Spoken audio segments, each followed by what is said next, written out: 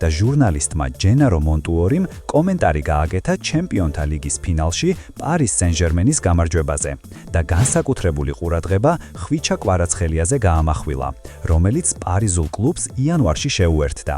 ჯენარო მონტუორი მიიჩნევს, რომ ოქროს ბურთს ხვიჩა კვარაცხელია იმსახურებს. კვარაცხელიას შესანიშნავი სეზონი ჰქონდა, რომელიც ნაპოლიში დაიწყო და PSG-ში დაასრულა. ხვიჩა ისტორიაში შევიდა და მიმაჩნია, რომ წელს მას ოქროს ბურთი ეკუთვნის.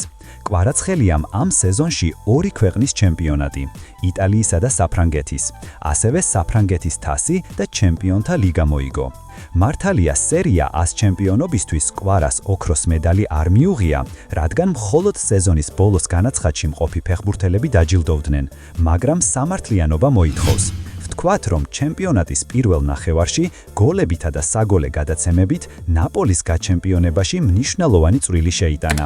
ხვიჩა აღიარებას ნამდვილად იმსახურებს.